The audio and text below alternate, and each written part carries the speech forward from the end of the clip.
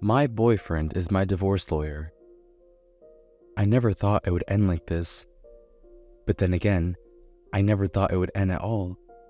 So here I am, sitting across from Mr. Alex, who will help me get out of this mess that was my marriage. It's a strange feeling, being here. Feels like admitting defeat. The life Beatrice and I built, and the future we once planned, are now nothing. Julian, Mr. Alex's voice is steady and professional.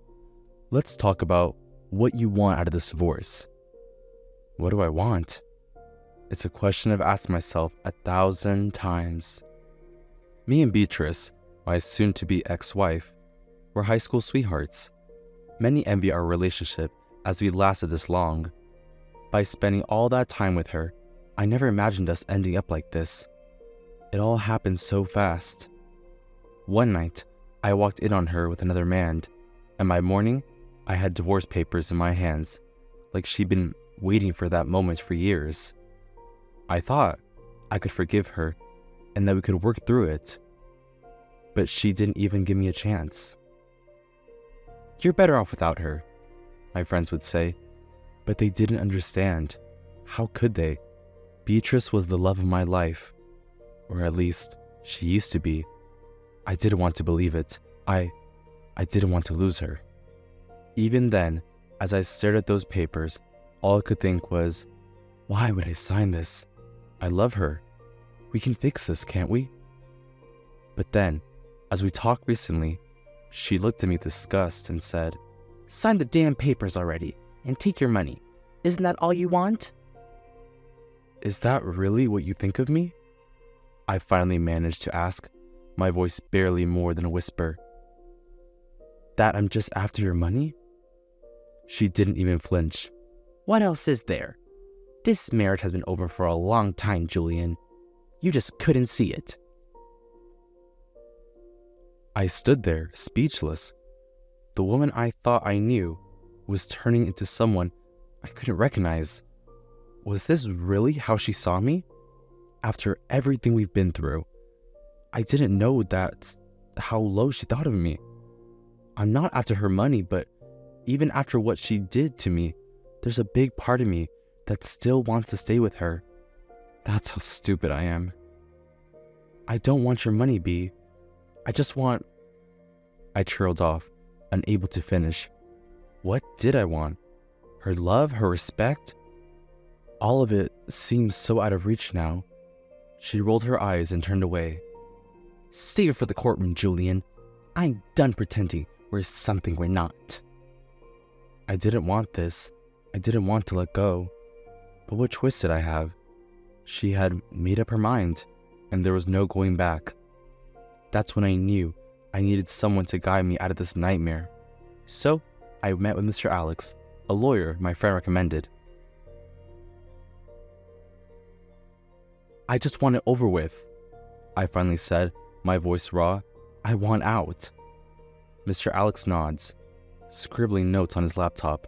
He's efficient, and no-nonsense type of man. In the end, he convinced me to demand more money since B cheated on me, saying I deserve more after what I've been through. I guess he's right, so I agreed. Freedom, that's what everyone kept telling me I had now. As I watched B leave the courtroom without so much as a glance back to me, all I felt was emptiness. And then there was the money. The judge awarded me $1 million alimony, which is just a small fraction of her money. Anyway, it was far more than the $100,000 prenuptial agreement we signed. It should have felt like a victory, but it didn't. It felt like blood money. But to be honest, who might have refused that? I needed to move out and start a new life, and I needed the money. A few days after the final hearing, I invited Mr. Alex for a drink, thinking I owed him one after he gave me that much money. Or maybe I just needed someone to talk to after everything that happened to me. Whatever the reason, I decided to shoot my shot and ask him, even though it's uncommon. So there I was, sitting across from him in a quiet bar near his office. Somewhere between the 5th and 6th glasses of whiskey, the conversation shifted. It was subtle, but suddenly, I felt like his eyes lingered on mine too long, and the way his fingers brushed mine when he handed me my drink. It wasn't long before I felt the tension between us. I should not think too much of it. Thinking about it is like officializing the thought that there's something. After a few weeks, something had changed. I found myself getting comfortable with Alex. We became friends. We started hanging out more often. We were at our usual coffee spot, and the sun was beginning to set. I was staring at Alex as the sun cast a soft golden light through the cafe windows to his face when he smiled and said, "You know, I never really celebrated wins before you. I was always just on to the next case. But now, I look forward to these." I felt my heart skip a beat. "Really?" I asked, a grin tugging at my lips. "So, I'm the reason you've developed this bad coffee habit?" He chuckled, shaking his head. "I wouldn't call it bad if it meant hanging out with you. I'd rather call it an amazing habit." I laughed softly, my heart fluttering in my chest. There was something easy about this, something that felt right. I feel at peace whenever I'm with him. I didn't know you could feel this kind of tranquility with a friend. As the rain began pouring, I found myself outside Alex's company. He told me yesterday that his car was at the repair shop, so I figured I'd pick him up, just as a friend, or at least that's something I told myself. I could still remember the look on his face when he stepped outside with his umbrella in his hand. His eyes widened slightly in surprise as he saw me in my car. "You didn't have to do this," he said with his soft smile as he approached the car. "I know," I shrugged, trying to play it cool, "but I didn't want you stuck in the rain." Alex just smiled at me reassuringly as he made his way inside the car. I was drawn to Alex in a way I couldn't explain. We'd sit in his office as I accompanied him whenever he overtimes while we were talking about everything and nothing. Don't get me wrong, I don't involve myself in his cases. Anyway, I found myself opening up to him, which was surprising because I don't usually do that. I was just mind blown by his wisdom. I guess that's what you get from being a lawyer for years. "Do you ever regret it?" I asked him one night after he'd spent hours going over the latest developments in his case. My voice was quiet, almost a whisper, as if I were afraid of the answer. "Regret what?" he replied, looking up from the papers scattered across his desk. "This." I gestured vaguely around the room. "Your job, your life, everything." He leaned back in his chair as he considered my question. For a moment, I thought he wasn't going to answer, but then he spoke. "There are moments," he admitted, his voice thoughtful. "But then I remember why I do this, and it makes it worth it." "And why do you do it?" I pressed, curious. He smiled, a small, sad smile. "To help people like you."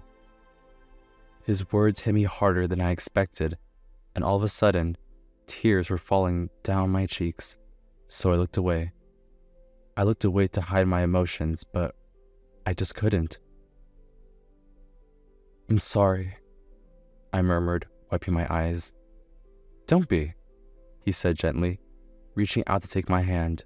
His touch was warm and reassuring. When he finally let go, I couldn't help but want more. "I'll get back to work," he said, his voice businesslike again. The aftermath was awkward, but I don't know if it was my delusions or if I saw the tension in his jaw and the way his fingers drummed restlessly on the desk. I can sense it. I'm not dumb. We're both trying to guard our emotions. As much as I didn't want to entertain the thought, it kept coming back. But I do hope that whatever I'm feeling doesn't go too far. Just when I thought things couldn't get any more complicated, B reappeared. She started a lawsuit because she'd heard about Alex and me, who were always together and going out, and she was furious. She accused us that we'd been plotting against her from the start, and that we'd somehow manipulated the divorce to get the alimony. What's really absurd was that she was also accusing me of cheating with Alex while we were in the process of divorce, which was not true. And then the rumors started among people.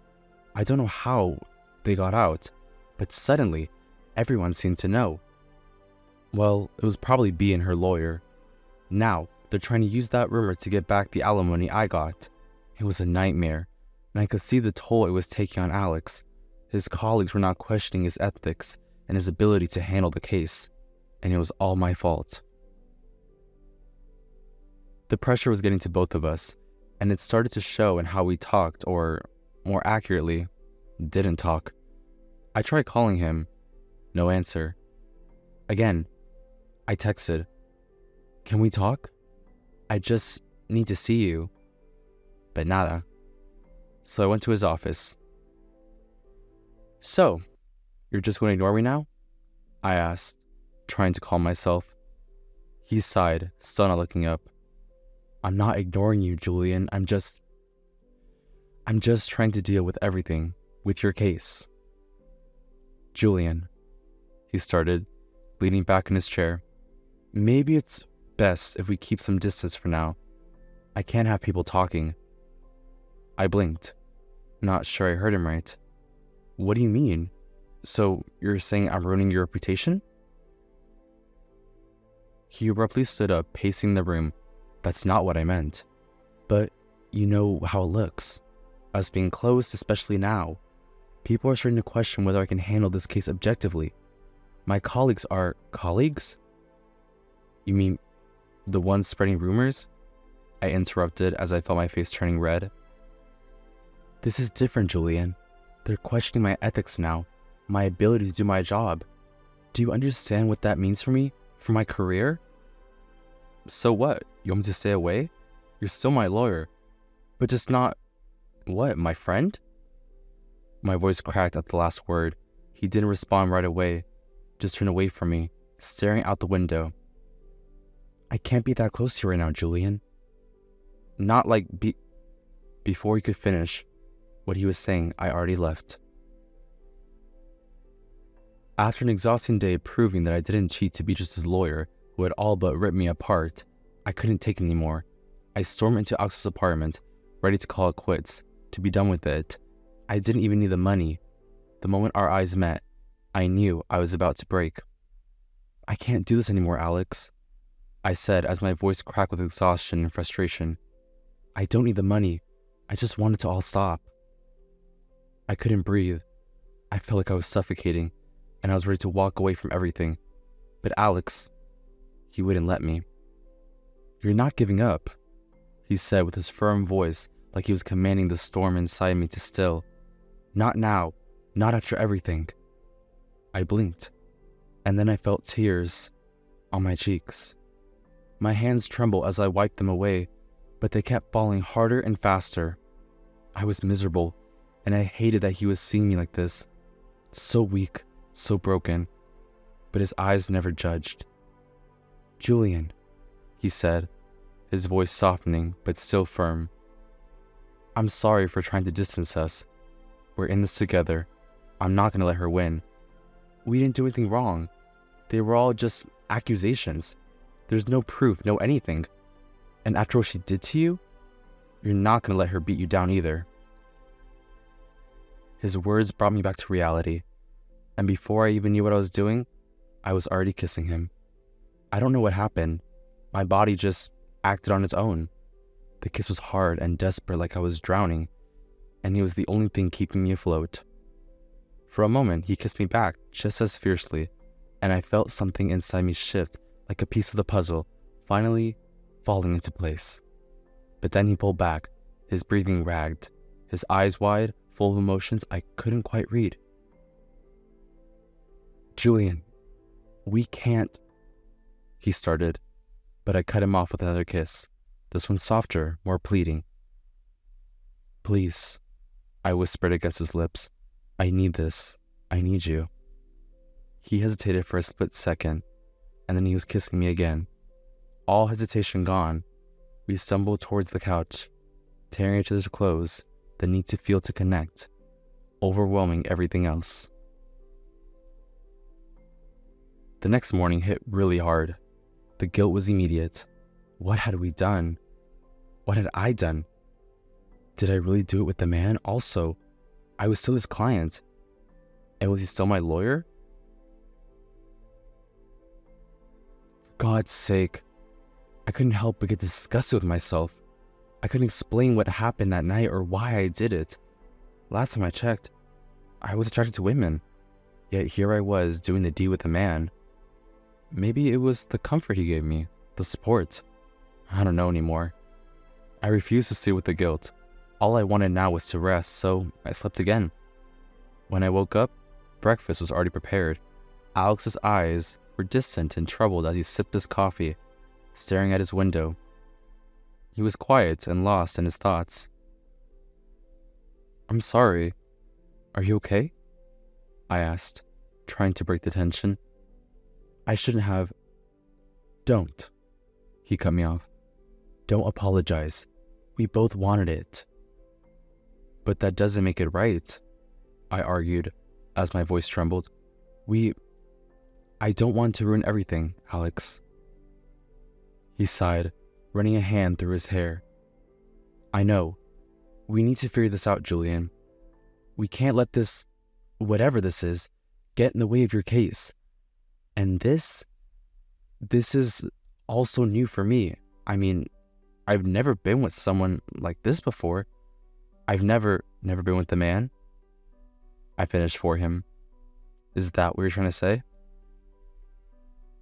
He looked away and stared mindlessly outside.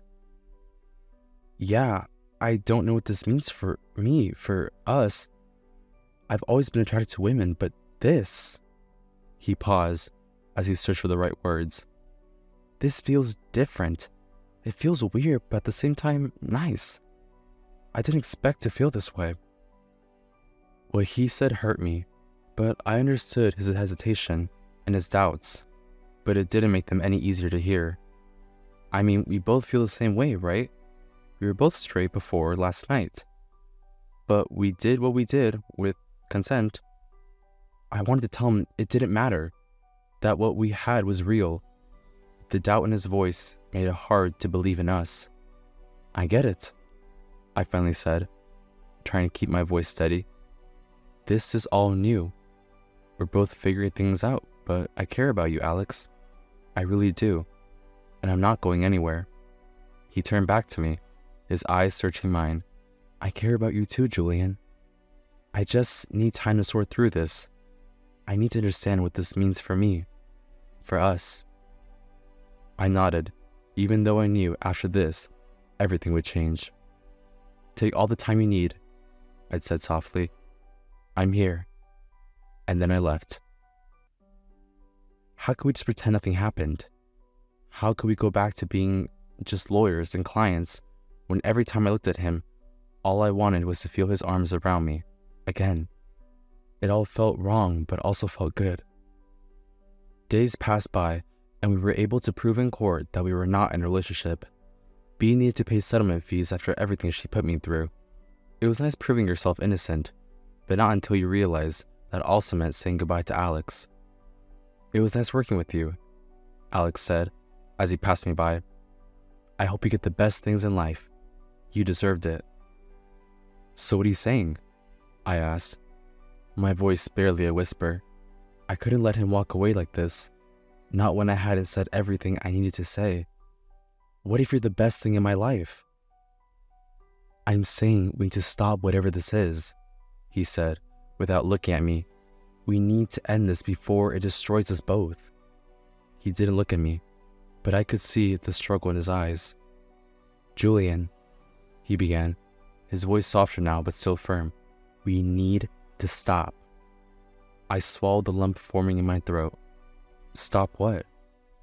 "This," he said, finally turning to face me. Though his eyes were somewhere else. "Whatever this is, between us, it needs to end."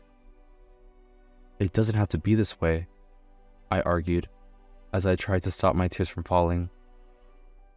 He shook his head. "You're my client. This was always going to be complicated. I just had to try, but I could see in his face that he had already made up his mind. We parted ways that evening, and I convinced myself it was for the best. But deep down, I knew it wasn't over, not by a long shot. The weeks that followed were quiet. Too quiet. I should have felt relief after finally being done with B. Instead, I felt lost. I didn't know I would fall for someone right away after B, let alone fall for a man. Sometimes, I gaslight myself saying it's not the attraction or love. He was just a friend who helped me, nothing more. But I can no longer lie to myself. When the sky is dark and all I hear are just my thoughts, every text I almost sent and every call I almost made reminded me how much I missed him, how much I needed him, until I couldn't anymore. The next thing I knew, I was already standing in the lobby of Alex's building. When I saw the ads that they were looking for an accountant, I applied right away. I couldn't pass a chance. I believe it was destiny that wanted us to be together. I was instructed by HR to wait in the lobby so she could show me around. My heart was racing. Would he know I was here? Did he even want to see me? I was just overthinking everything, but I forced myself to stay calm. This was just about the job. Just the job. Or at least, that's what I kept telling myself. The office tour went smoothly. Everyone was friendly enough, but I couldn't shake the feeling that I was being watched. And then it happened. My heart dropped when I heard that familiar voice behind me. Julian? I turned around, and there he was, Alex. He looked just as stunned to see me as I was to see him. For a moment, neither of us spoke.